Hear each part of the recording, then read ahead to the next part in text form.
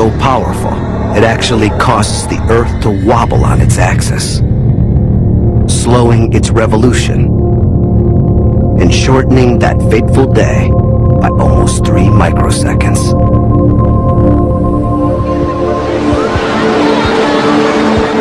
The 2004 tsunami is a mega disaster that came out of nowhere. Or did it? The Earth appears to be getting more deadly than ever before. We know that there are many cases where the worst has not yet been seen. Are natural disasters becoming more frequent and more deadly?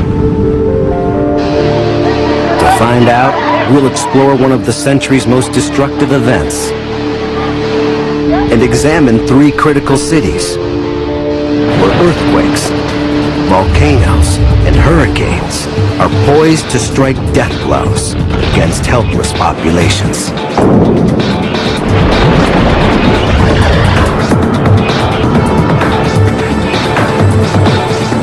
Can we avoid the outbursts of our violent planet? Or are we like this man on a beach in Thailand, helpless in the path of Mother Nature's fury?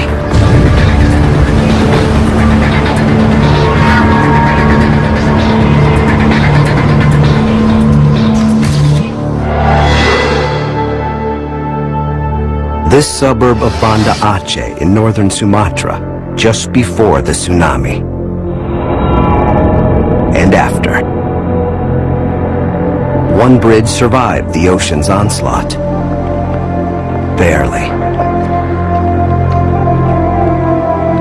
Yesterday, 30,000 Sumatrans lived inside of this bridge. But the ocean's upheaval killed 9 out of 10 people here.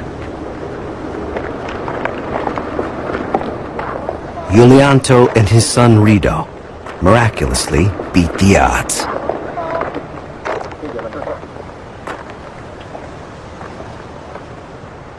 Sampai hari ini dia belum tahu bagaimana ke depan ini.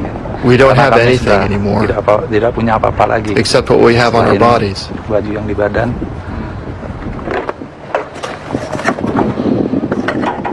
"2004's disaster robbed Yulianto and Rido of more than their possessions.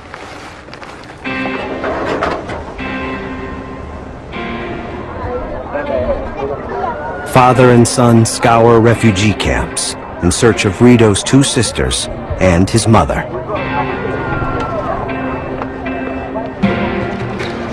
I feel that since I was saved, then maybe my mother is out there somewhere. We are looking for everyone.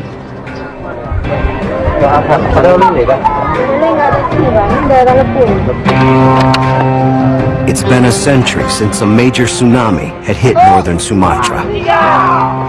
But the islanders fear they haven't seen the worst. The monster that terrifies them came from a commonplace force of nature. About a dozen tectonic plates make up the Earth's crust. Floating on a sea of magma, these massive slabs constantly jostle each other. Just off the coast of Sumatra, a fault line where the India Plate and the Burma Plate meet. As one subducted the other, it released a tremendous amount of energy. This is a thrust fault, and it created the killer quake. And because it happened underwater, it displaced a massive volume of ocean, breeding the quake's deadly twin, a tsunami.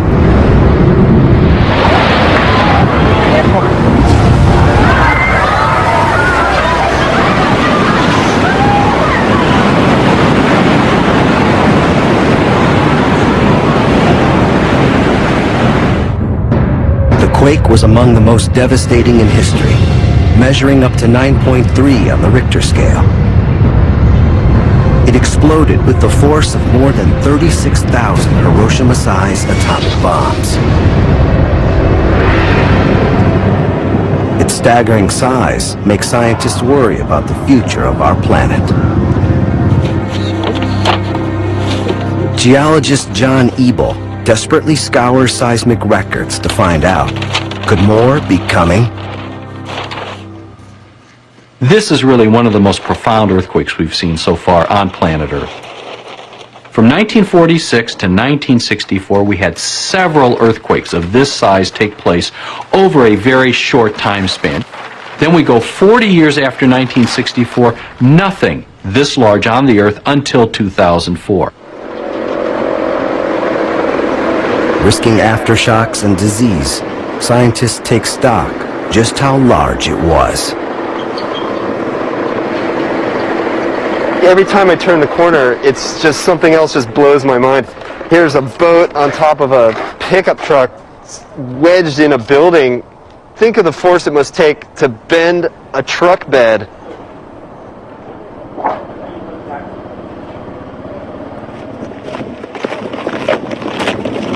Tsunami scientist Jose Barrero uses surveying tools and GPS mapping to quantify the tsunami's power at maximum impact. An analysis of the wave's destruction could offer ways to protect people from the next one. Mud on white. And on a planet that seems ever more violent, the next one's almost guaranteed. Already, Barrero reaches a conclusion that should send chills through coastal city dwellers everywhere. Living in a city actually makes people more vulnerable to this disaster than elsewhere. If you're, say, in a coconut grove or something and there's a tsunami coming, the water's going to spread out, but here you don't have much chance of escaping. Escape? Almost impossible. The surging water tore through town, gathering cars, trucks, and building debris into a raging wall of destruction. As people scrambled for safety, the town's buildings channeled the unstoppable juggernaut into narrow streets, where it bulldozed everything in its path. Its speed increased, and the reach of death climbed ever higher.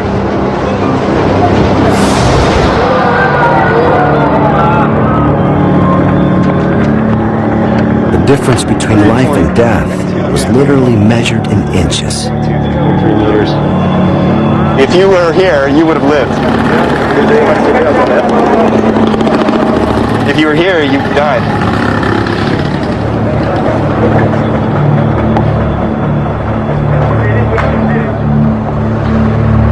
Death may be planning another visit to Sumatra.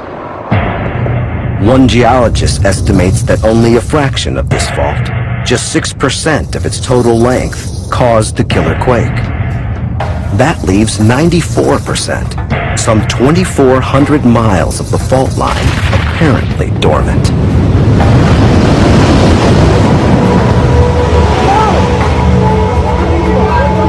There's more. This quake may spawn a future killer quake somewhere else in the world. A new theory suggests earthquakes are caused by a global chain reaction. And Sumatra's hammer blow may itself have been triggered by an earthquake a year earlier and half a world away.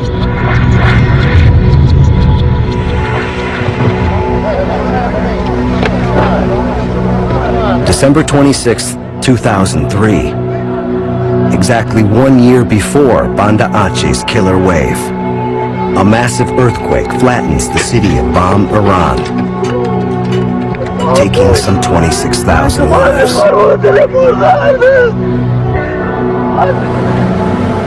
Though Bam is about 3,000 miles from Sumatra, the two disasters may be part of a deadly chain reaction.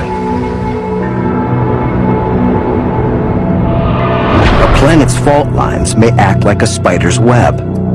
Moving one thread could affect others, with deadly results.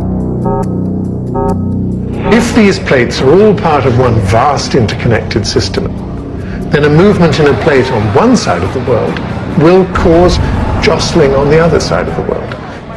So why shouldn't the collision of two plates in Iran produce a series of shock waves and judders which eventually, a year later, caused the Indian plate to subduct below the Burma plate, which is what happened off Banda Aceh. If the theory is true, the Banda Aceh quake could set off another somewhere else in the world. Many major cities are near fault lines. San Francisco, Mexico City, Taipei, Tokyo, Los Angeles. But if one city is poised to suffer one of history's worst natural disasters, it is Istanbul, Turkey.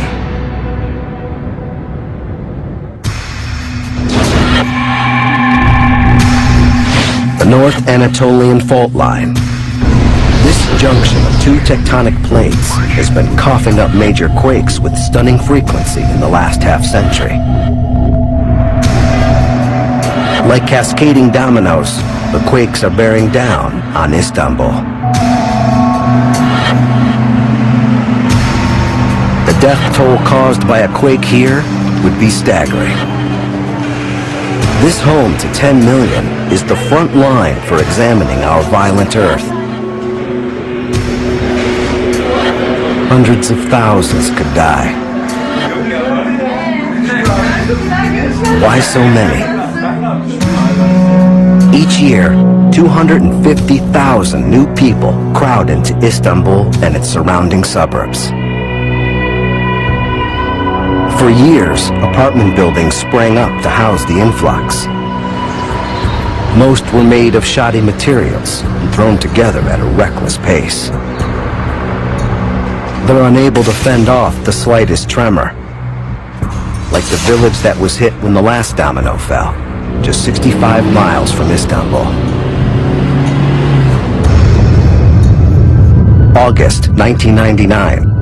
A quake measuring 7.4 on the Richter scale strikes the neighborhood Arzu Demir calls home. It's 3:02 in the morning when her world explodes. At first I could not understand what happened. I heard my mom and dad's voices. I said, don't come into the room. Get out. Save yourself. They didn't listen. The quake thunders for 45 seconds. Demir's poorly constructed apartment building doesn't stand a chance. Within seconds, the top 3 floors collapse.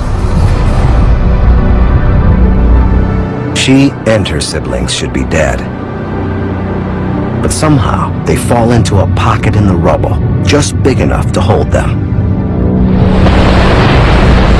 Demir is severely injured. Her time is running out. For hours, rescue workers grapple with debris and slabs of concrete, looking for any signs of survivors.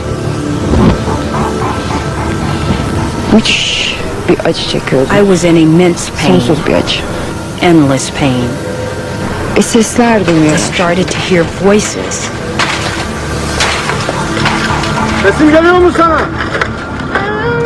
Her parents are among the more than 17,000 killed.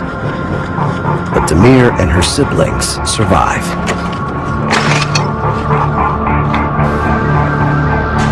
Had this quake struck Istanbul, an estimated 35,000 buildings would have been destroyed. For Demir, an unspeakable ordeal. But the truth is, violent eruptions actually stabilize our planet. Earthquakes act as release valves for pressure building deep in the planet's core. Without them, the pressure would build until the Earth's crust could no longer contain it. apocalypse, obliterating life on Earth.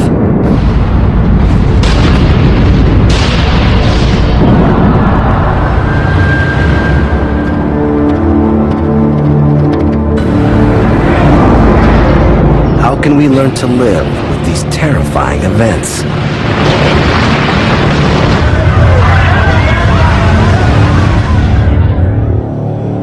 One idea is to diffuse the power of big quakes by creating small, man-made ones.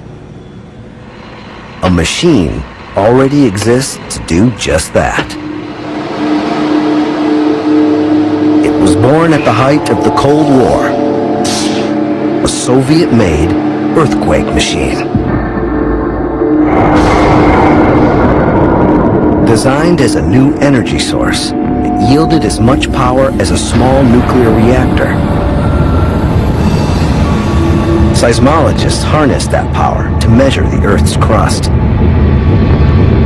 A rocket engine shot a burst of energy through an electromagnetic field, 30 miles straight down.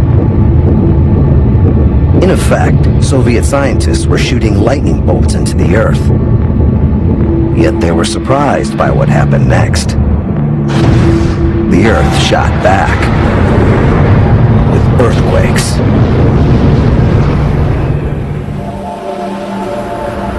By creating small quakes, the machine could relieve pressure building under the Earth's crust.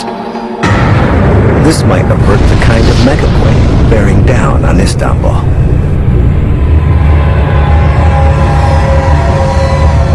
But if the quake maker were positioned over a fault, no one knows what it would do. The fear? A catastrophic seismic event.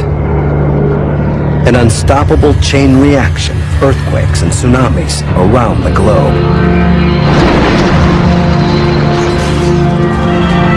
Experimentation with Mother Nature is a very, very difficult thing that we have to be careful of. We might actually trigger a bigger earthquake than the one we were trying to prevent. The U.S. military bought the quake machine after the Cold War ended. Where is it today? Unknown.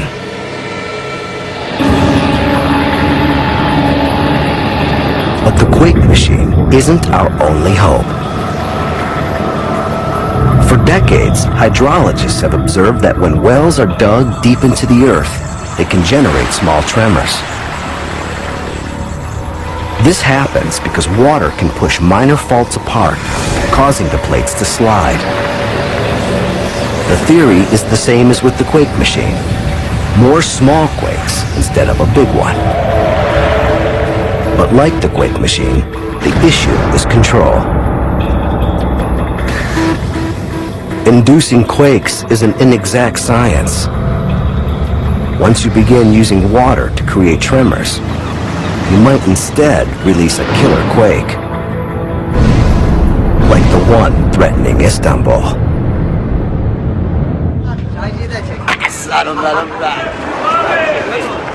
Seismic engineer Mustafa Erdek isn't counting on dubious interventions to save his city. He's seeking real solutions today, because it's not a question of if, but when. The chances of having a large earthquake in the city in the next 30 years is about 65%. So my feelings tell me that it's pretty much due. His secret weapon in quake prediction is a former church turned mosque called the Hagia Sophia. It's a sacred site by day, a high-tech early warning system around the clock. Erdek has crammed the mosque with monitors that transmit data to sensors at his hilltop laboratory. The mosque and more than 50 other locations across the city act as ears on the ground, alerting him to any signs of tremors. At the first hint of a quake, the system automatically shuts down major industrial plants to avoid leaks of dangerous materials. At the same time, it sends emergency response teams a map that identifies hardest hit areas.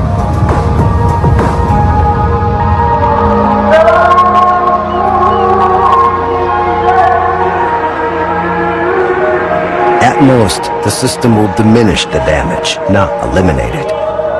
But these efforts could save thousands of lives.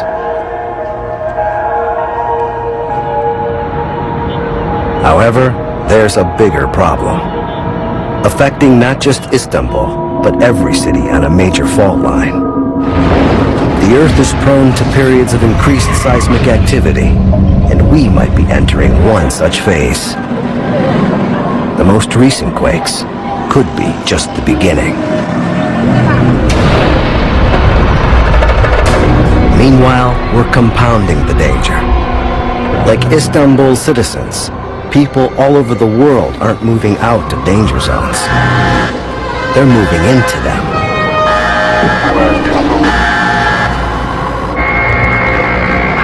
And earthquakes aren't the most explosive disasters our violent Earth can throw at us.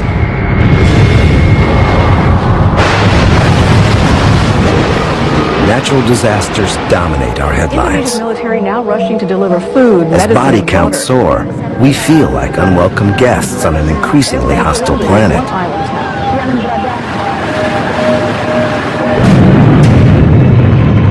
And nowhere is the peril more apparent than in the shadow of a volcano.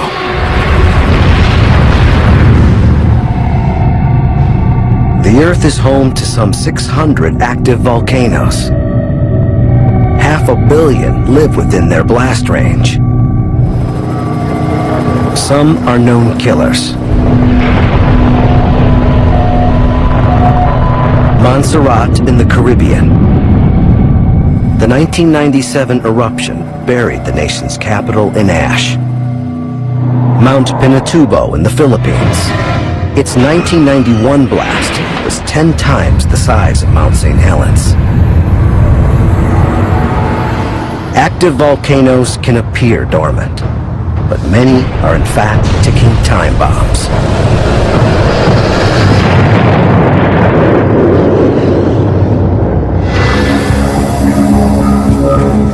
Naples, Italy, the uneasy neighbor of a seismic serial killer, making it one city most likely to suffer a fiery death.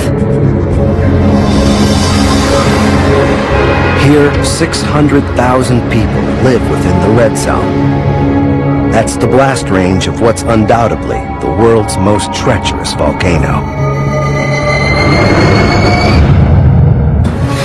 Vesuvius. A killer with a rap sheet a mile long. Its historic eruption in 79 AD entombed two entire cities, Pompeii and Herculaneum. Each about as close to Vesuvius as downtown Naples. Their victims are haunting reminders of an ancient disaster and a warning to Neapolitans today. While most of the world knows the story of Pompeii, few realize just how often Vesuvius erupts.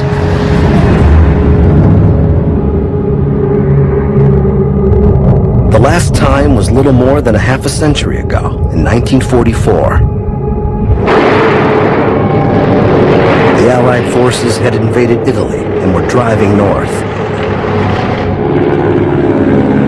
A few tremors from a quiet volcano was the last thing on Neapolitans' minds.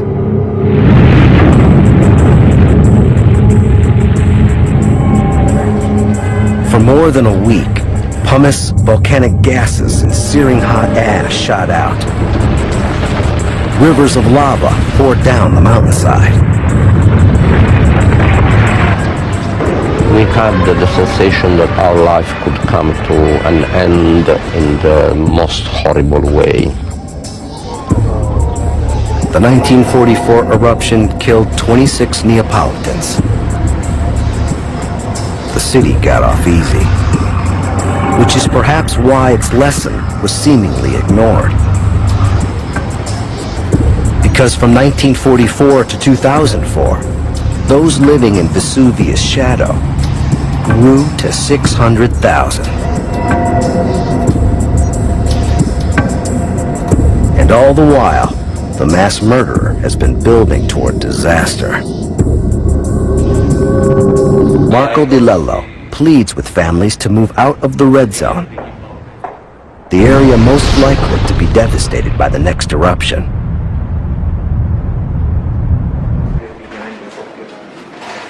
The Morano family is considering Di Lello's plea. In exchange for a payment of around $35,000, they would abandon their home many years. If they do, that's one down and thousands to go. But why haven't the Moranos and others like them left the red zone already? Vesuvius, like other volcanoes that go long periods between eruptions, holds a deadly attraction.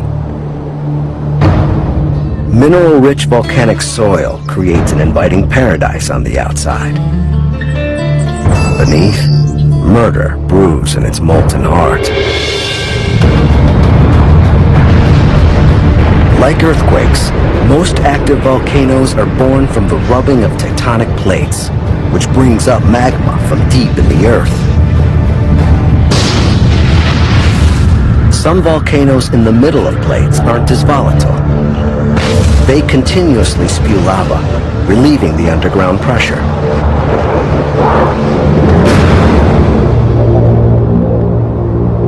Volcanoes on faults, like Vesuvius, build magma and pressure for years, until they erupt with explosive force. A force of nature that's impossible to stop. It would happen like this. First, excessive gas leaks, bulges, and swelling. Then, when things get shaky, it's time to run. Because after those tremors, ghostly silence, followed by detonation.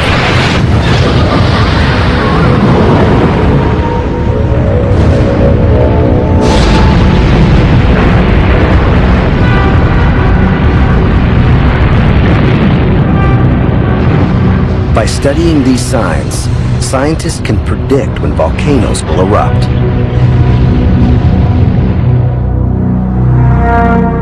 And few volcanoes are as closely monitored as Vesuvius.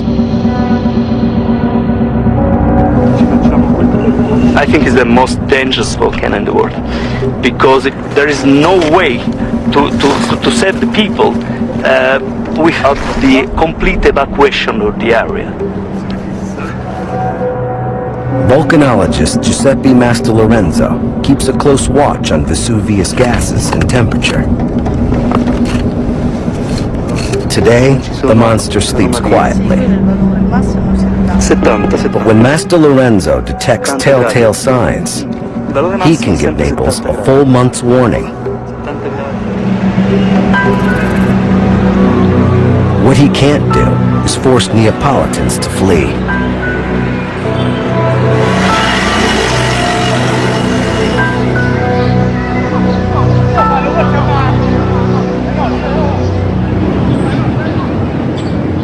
One family already has. Back at the Morano household, they've decided to get out while the getting's good.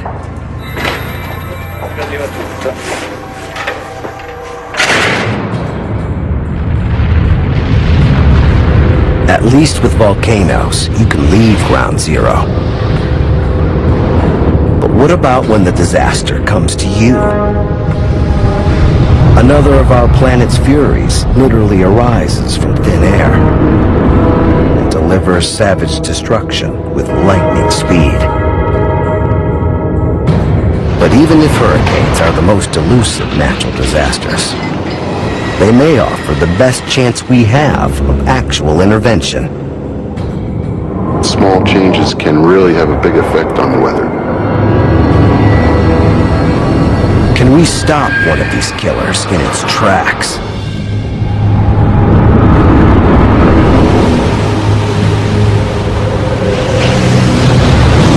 (1992's Hurricane Andrew). With gusts up to 165 miles per hour, this Category 5 terror was the most destructive United States hurricane on record. One like it might be headed your way. Because if you live anywhere along the hurricane belt that straddles our planet, your ocean view might change into a monster like this. Hurricanes are incredibly powerful. A single major hurricane is expending more power, more energy than all the electric utilities on Earth combined. Together. 2004 was the most active hurricane season in more than 50 years. It's part of a spike in hurricane activity that began in the 1990s and could last for decades. And few cities in the world stand to suffer more from just one major blow than New Orleans. Locals call it the Bowl. When a big storm does strike the Big Easy, it'll likely fill the bowl, taking some 50,000 lives. What we're talking about in this case is tens of thousands of casualties, deaths, and affecting an area that would be 30 or 40 square miles. Every hurricane season, the nightmare reappears. September 2004. Hurricane Ivan churns through the Gulf of Mexico, gathering strength. Near landfall, it's a Category 5 storm, with winds topping out at 160 miles per hour. As Ivan's track swerves unpredictably, the visions begin. Visions of a storm surge blowing through Bourbon Street. Of houses and buildings bursting apart in the wind.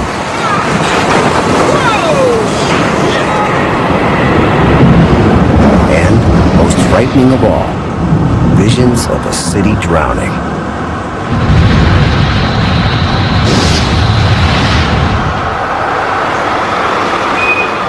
As Ivan approaches, 600,000 people heed the warnings and evacuate New Orleans.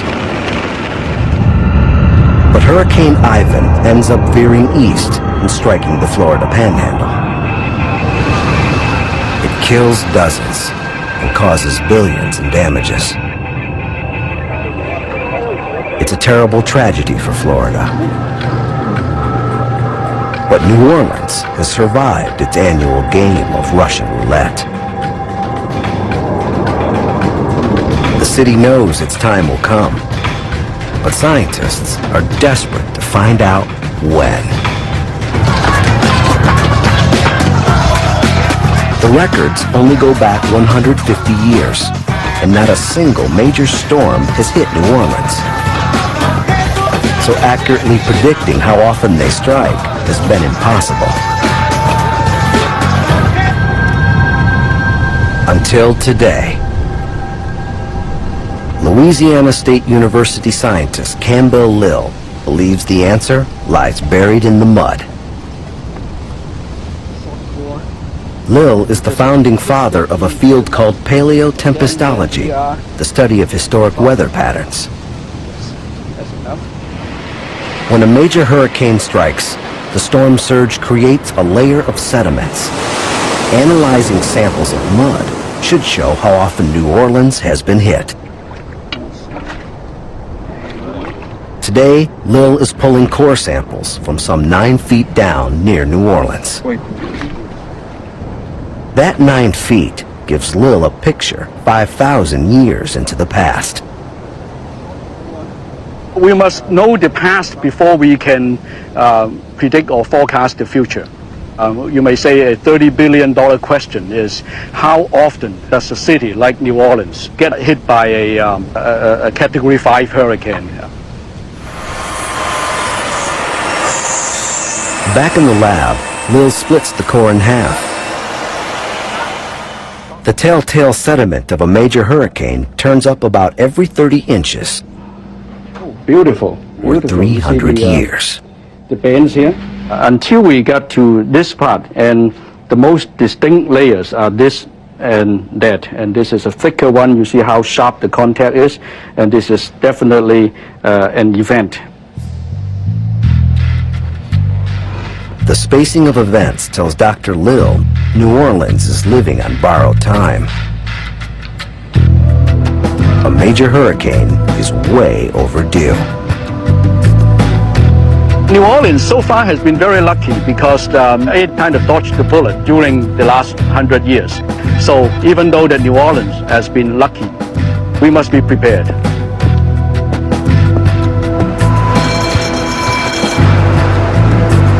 The city's not entirely defenseless. Over the last century, the Army Corps of Engineers has built a system of levees 15 to 20 feet high. That might stop a flood caused by a Category 2 or 3 hurricane. But a big one would send waters over the barrier.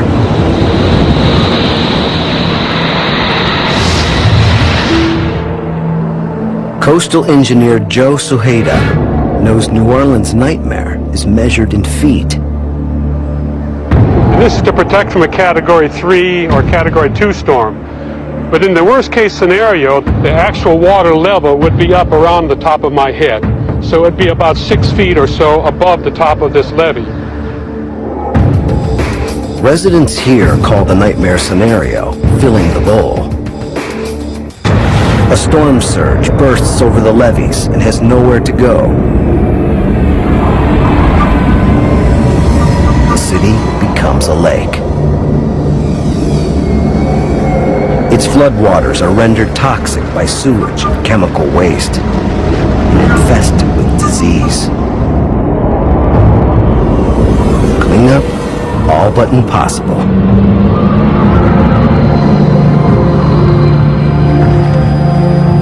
Joe Suheda wants to go to extremes to prevent that apocalypse. He proposes building a massive new wall to shield the bowl.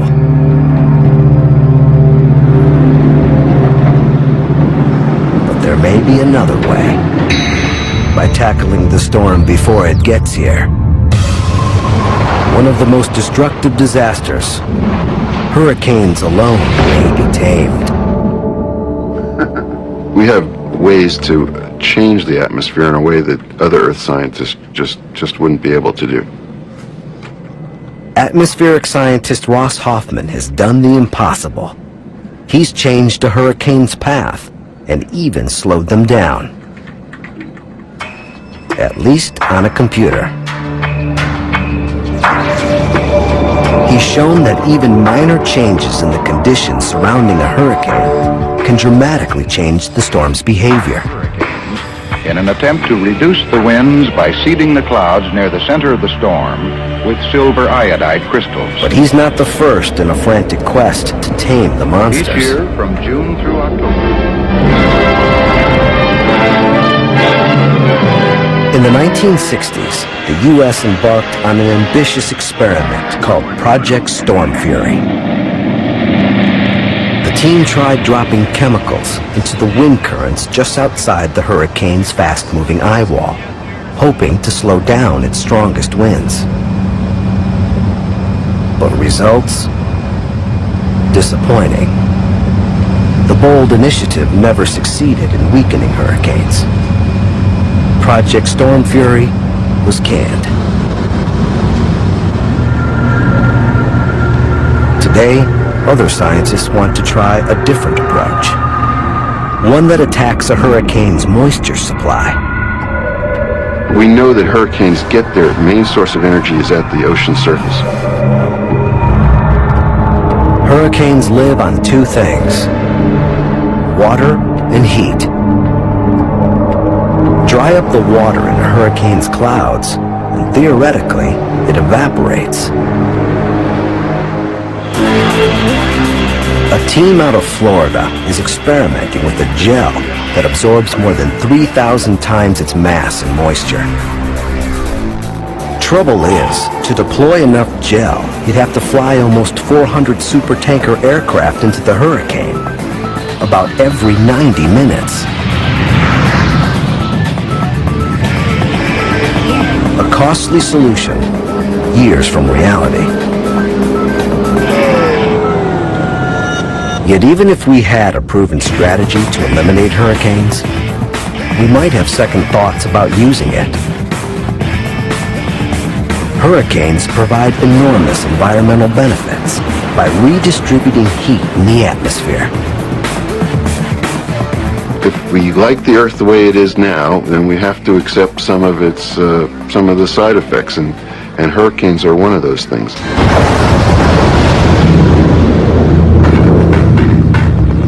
Accepting the mortal danger of hurricanes and other natural disasters may be a bitter pill to swallow. But as we've seen, human plans to avert mega disasters are futuristic, even foolhardy. How vulnerable are we on a planet that seems to be getting more violent, more deadly, more hostile every year?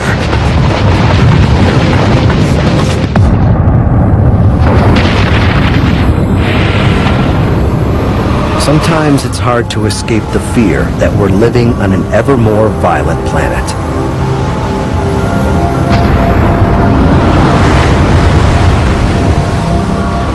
Just 3 months after 2004's mega disaster, Banda Aceh's worst nightmare comes true. Another major quake explodes off the coast. Shockwaves are felt around the world.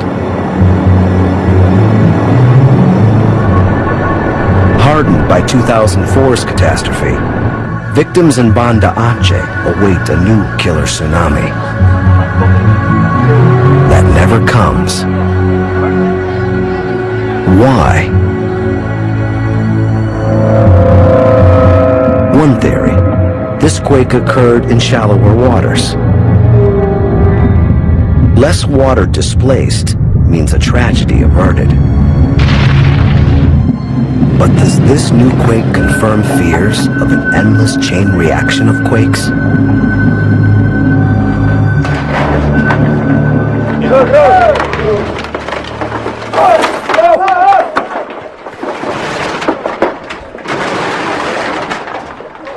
Banda Aceh still reels from December's punishing wave. And with the latest quake, new proof of a planet seemingly out of control. Maybe this is my second too. I cannot. Allah, my God, ya Allah, Tuhan. This woman last saw her family shopping on this street. One of these buildings holds their bodies.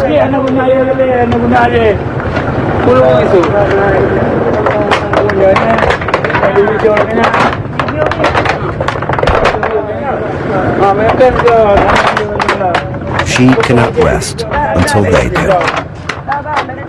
And we keep the fear that we could share a similar fate. Some scientists predict another mega tsunami could come from an entirely different source. Not a quake, but a volcano. This huge volcano is part of the Canary Islands in the eastern Atlantic. It's known as Cumbre Vieja, and geologists fear that if it erupts, some of its flank could crash into the sea, generating a tsunami so big it could strike northern Africa, western Europe, and even the eastern seaboard of the United States.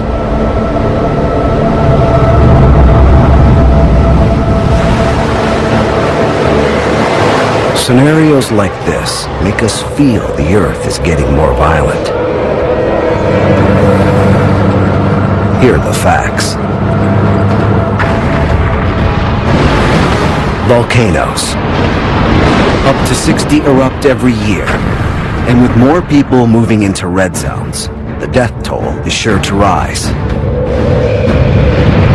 Earthquakes. The planet does suffer periods of more intense activity. Are we in one now? Too soon to know. But the signs are disturbing. Hurricanes. They've been on the rise since the mid-1990s, and they could be getting more powerful. Some believe global warming provides more fuel for hurricanes. That's bad news for cities like New Orleans. But the increase in storms may just be part of a normal atmospheric cycle.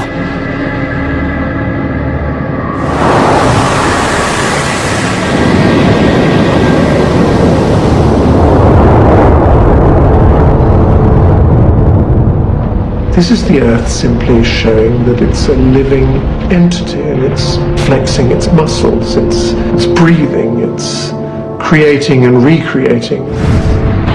It has to destroy some of itself in order to recreate more of itself.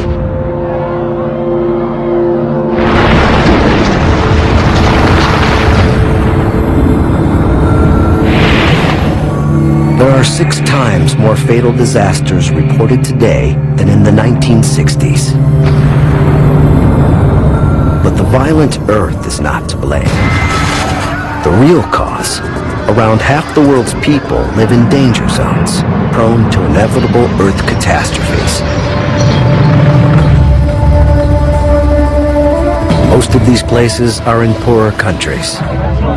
Soaring populations, poor building quality, and the absence of warning systems mean rising death tolls are a certainty.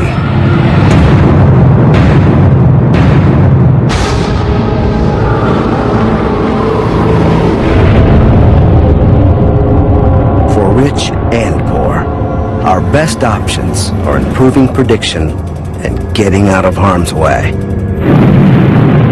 Near volcanoes, in earthquake zones, on coastlines vulnerable to hurricanes and tsunamis.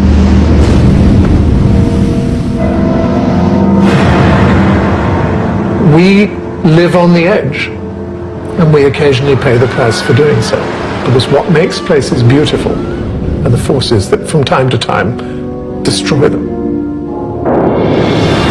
Destruction will always be a part of Earth's rejuvenating processes. But for many of us, it's our choice whether we'll stand in the path of disaster.